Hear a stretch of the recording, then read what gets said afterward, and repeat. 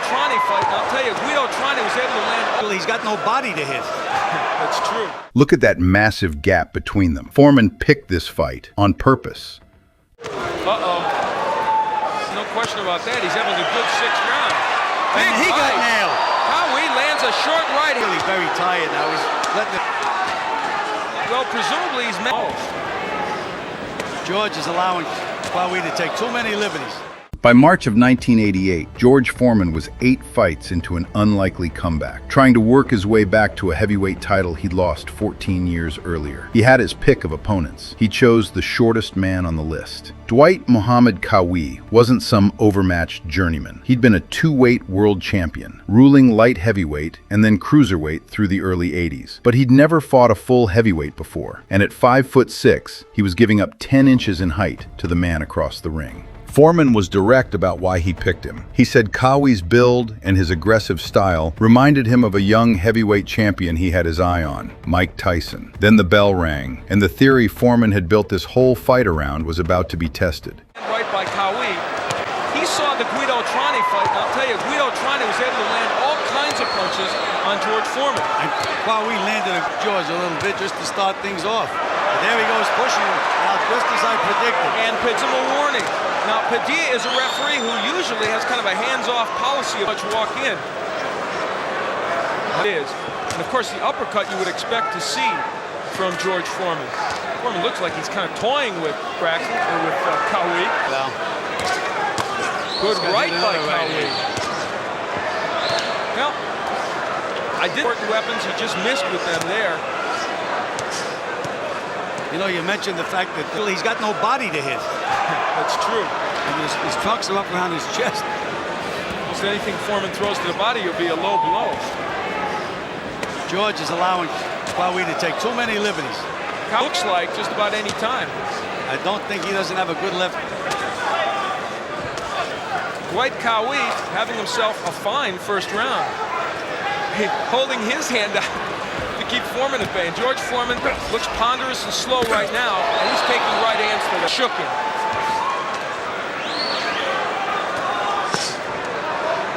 Body shot by Foreman, but he's landing. There's the right and the left by Foreman.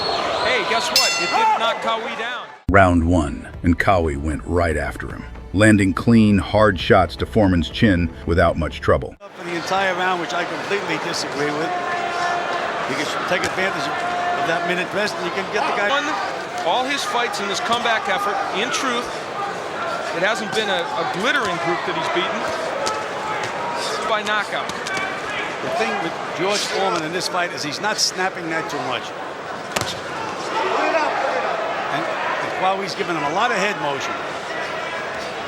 Now the question, it may seem early to talk about stamina, but it isn't, because you saw Qawi in training get tired very quickly.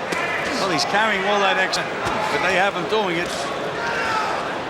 Well, at least it shows he can do it. Because he's going to have a problem. Foreman all off. He just got to let his punches go. Dwight Muhammad Qawi, that was so skilled as a light heavyweight and a cruiserweight, would probably not be hit with those. He was very tough to him. Right now, he's getting nailed by Foreman. And it's taking its toll, I would think. Well, he's standing in there with him. Oh, that one hurt Qawi. He's hurt now. Padilla been nailed with some big right hands. Lands his own hook against Foreman.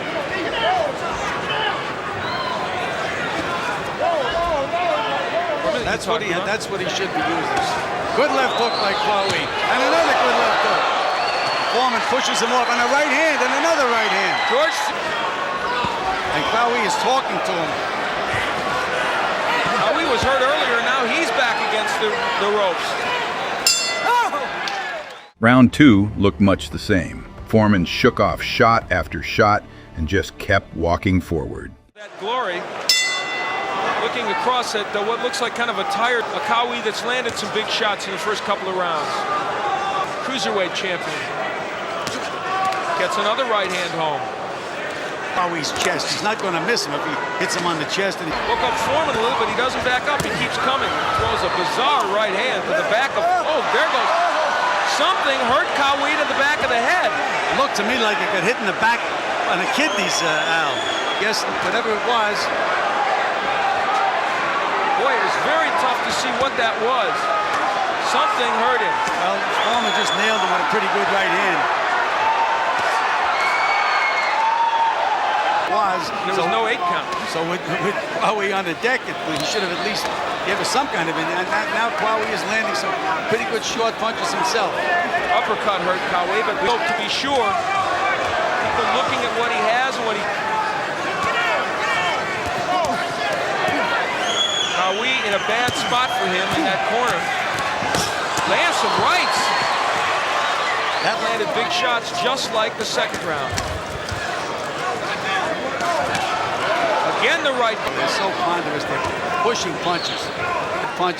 Best punch is still that left jab, but he's not using it. Big left hook by Qawi. Ronnie did so well. Those overhand hooks and overhand rights, getting there.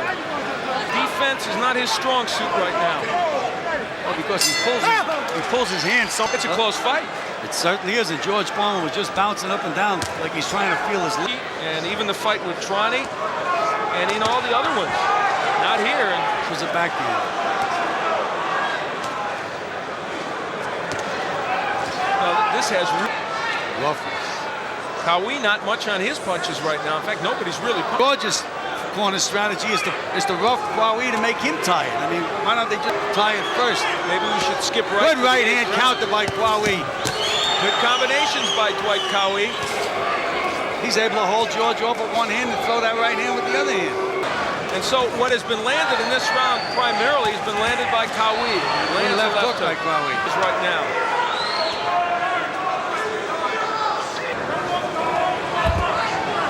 Well, you have to remember, as heavy as Qawi has become, he still was able to go 15 rounds. About that. Now, he was hit with 3 good shots by Foreman. Gil, I don't know about you, but I have my answer. I think that Foreman is not going to knock. By the 3rd and 4th rounds, the pattern was set. Foreman leaned on his jab and his size, grinding forward round after round. One of the greatest, yes. If not the greatest. Who won the title, interestingly enough. Good right hand by Qawi to start the round. And George is not keeping him at a distance. And again, he got warned by the referee. For the elbow, and appropriately so. And he's scheduled for 10, excuse me. But most people didn't expect to go this far. There goes Qawi down again. He just got pushed by George and fell down. Wow. This is exactly where out on his side. Can they go 10 rounds? We'll find out. They're in the 5th right now. Qawi, what is he doing? Is he quitting?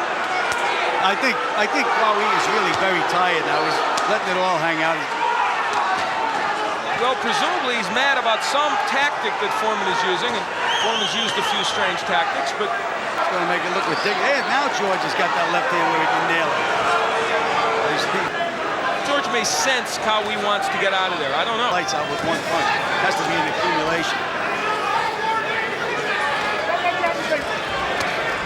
We would have thought coming in a big heavyweight, but this is not the same George Foreman of 10 years. Maybe he could get him out of there, but he's not doing that.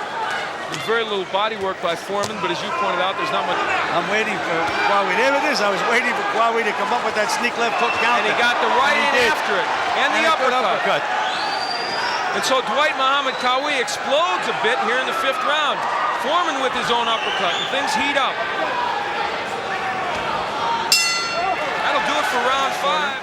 Qawi's pace was slipping by round 5. The shots that had landed clean in the opening rounds were coming slower now, and Foreman was still walking through every one of them. African, a decade ago, losing to the fancy boxing, correct? San Juan, Puerto Rico, was 100 degrees in the building. You were there. Good, that was about as much snap as I've seen George have on a punch tonight. A little left. He's landed some big ones, according to Qawi. Qawi landing a couple of good shots.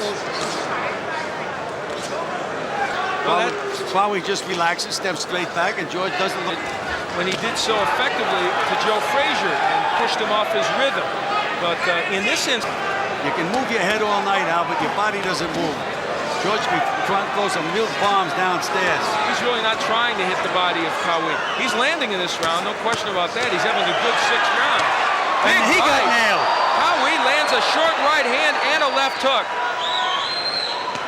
Another hook by Qawi. It does have split decision written all over it. Right hand by Foreman, and that uppercut hurt. He faked him out. Wow, right hand. That was fascinating. I've never seen a fighter fake. And now George turned around and looked at his corner. Gil, do you feel like everything is kind of in slow motion here? 10 or 12 seconds. There's 22 seconds left in round 6, and that left hook did hurt him. That's a knockdown because no, it isn't. It should have been. He went against the ropes. Against the ropes, right? That's correct. That should have been a knockdown. Instead, Foreman stopped punching. Qawi got up. That'll do it for round 6. Round 6 turned strange. Qawi caught Foreman clean with his best shots and couldn't move him an inch. At one point, he faked a stumble to lure Foreman in, then sprang back and attacked. On the broadcast, the commentary team said the fight had slowed to what looked like slow motion.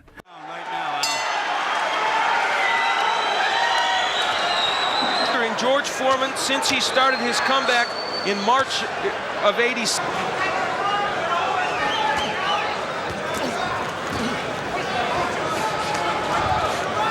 I think that would be something George Foreman would be using.